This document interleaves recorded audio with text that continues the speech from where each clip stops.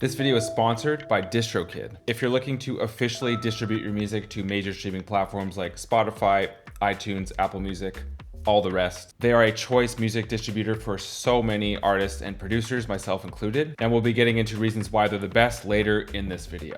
By the way, I also have a Patreon where I give discounts on one-on-one lessons as well as a bunch of other exclusive content, so make sure to check that out. You're invited to join. And there are timestamps linked in the description if you'd like to jump to something specific within this video. So I recently traveled to Berlin to an event called Superbooth, and I was lucky enough to be able to play a few gigs up there as well. I really took the time to put together like a clean set using Ableton Live, and I learned quite a bit, and I would just like to relay this information to you so that you save time putting together your set using Ableton Live or whatever gear or setup that you're using. If you're interested in the setup, here's most of it. So I'm using Ableton Live as the brain. I just think that for what I'm doing now, it's the best option. I'm going through an audio interface into my mixer, the Model 1.4. I'm using this during the performance very heavily. I've got a Launchpad X, which I use in a very basic way just to launch from one scene to the next, and a Midi controller to control effects within Ableton Live. So a pretty simple setup. Clean. Everyone always asks about the Model 1.4, so here's a video on that. I didn't include it in this setup, but I also use the RMX 1000 in the set in Berlin. So that's essentially like a DJ effects box, this very DJ-y sounding effects. So that's my setup.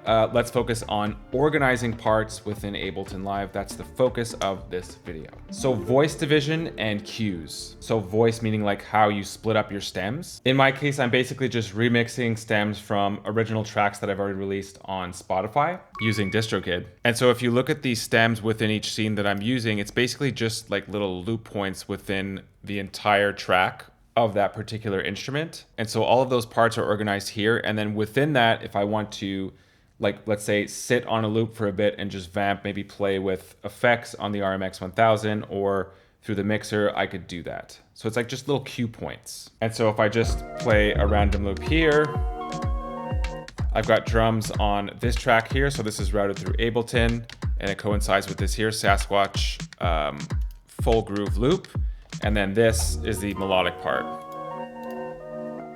All together.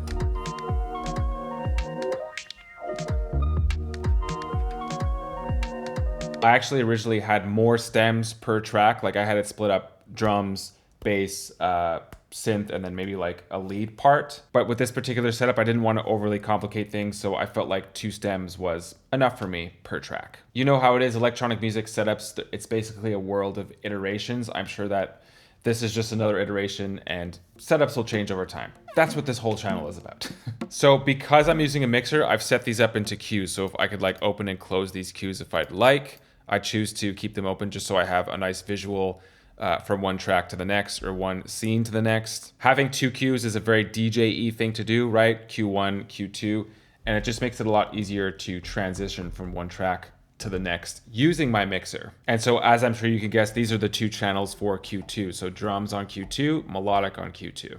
Obviously it depends on your setup. Maybe you want everything to just be in one queue depending on how many channels you have in your mixer. Although you could also just use a Midi controller to control volumes of your tracks as well. So these are all just things to think about within your Ableton Live setup. And so I'll give you like an actual quick example of how this works.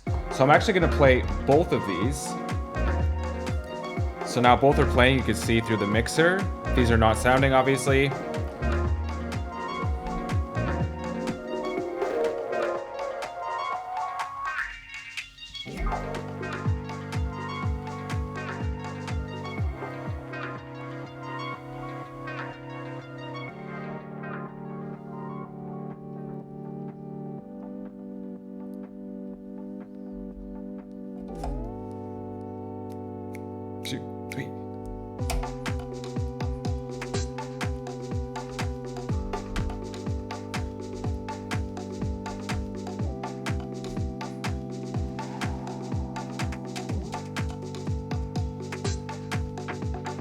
Ideally, I'd recommend to have this same sort of mixer type workflow, even if you don't have a mixer. As I mentioned, if you have a Midi controller, you could assign it to control volume within each of these individual tracks or stems. In this particular session, because my stems are already mixed and I'm also getting some some love, some analog love from the mixer. I haven't done any processing on the cues, but that's just another reason to use cues. If you want to, you could process, let's say, this entire cue, right? So drums and melodic together, and same thing with Q2. Either way, highly recommend that you organize your tracks using cues. Planning transitions and using track colors to your advantage. This is another really simple tip that I don't think should be overlooked. The way I work is throughout my set, I have these little like roadmaps that I identify using colors. So red, green, and blue. Everything else is white. So these aren't necessarily like concrete instructions, but they're just suggestions as to what could happen within this track. It took me several color iterations to land on this. I felt like through using cues, like the division of the tracks on my Launchpad was easy enough to tell, to transition from one track to the next. So what made the most sense to me was to identify the starting of the track. So that's red. At the starting of every track, I have a red color. Green means that in this particular part of the track, it's not loopable. Like it's not a section that loops properly. It just doesn't make sense in a musical way, in which case it becomes a musical transition into the next part that is loopable within the track. So for example, if I head to the track Resolve right here, I go to full loop build 3. It starts at bar 41 and goes right to the end of the track. Same with the melodic part, obviously. So in this case, these are a little bit tricky because if I'm not sure when this next loop starts, it'll just play right to the end of the track. So obviously this comes with practice. You just have to practice your set and know which transition goes where. Usually practicing your set is the solution to whatever problem you might have. And then there's blue, which signifies that this is like a DJ-ish type transition loop. Like I want to transition the next track in or maybe fade it in. And because I'm using a mixer, obviously this is like a natural thing to do. So using colors to your advantage, this is just a great way to stay organized within your set.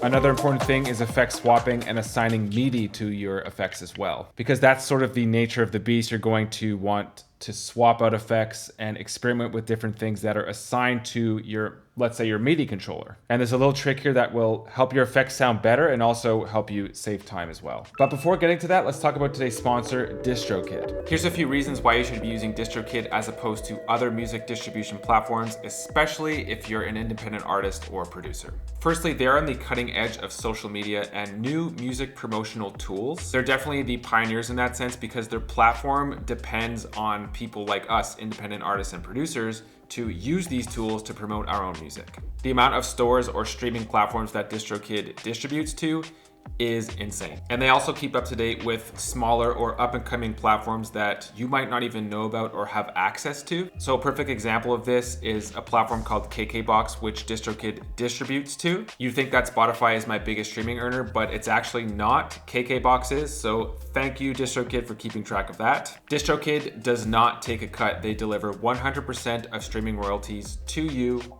no extra charge.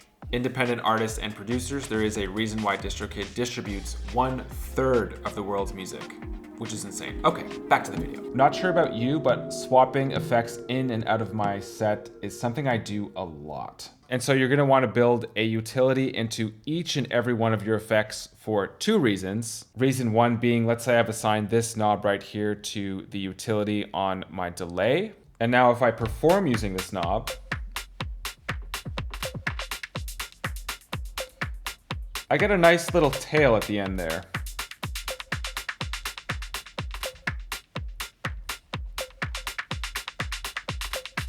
So that's pretty musical. Whereas if I do the exact same thing on the dry wet knob on that same delay,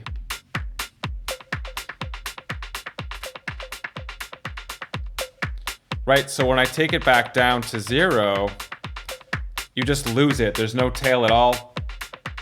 And maybe that's something that you want. Maybe that's something you're going for. I find that it's not as musical as assigning it to the utility. One other thing I should mention about assigning to a utility, it auto assigns to -infinity to 35 dB, which is way too loud. You're gonna wanna bring that down to 0 dB. Otherwise, you're just going to blast your ears with a shit ton of delay. So that's the first pro of using utility. The second pro is that within this box that we've built here, if I want to, let's say, just get rid of this delay, I'm gonna go ahead and do that and replace it with something else. So let's say saturator, hot tubes. What does that sound like? Sweet baby Jesus. And so now, because I've built this little box here and I've assigned to utility, I could just swap this out, no problem, without having to reassign this control right here. Whereas if I assign to the dry wet knob, I would have to reassign after every effects that I switch. So this is just another big time saver. So utility, utility, utility. Short and sweet, those are my 3 tips for today. Hopefully this was helpful to you in some way. I'm offering discounts on one-on-one lessons through my Patreon for anyone who's interested. Also a bunch of exclusive content there. Check it out, you are invited to join. There's also affiliate links for some of the gear in this video, so if you'd like to purchase that gear, make sure to use those links in the description of this video. I make a small commission at no extra charge to you. Thank you guys for being here, and hope to see you soon.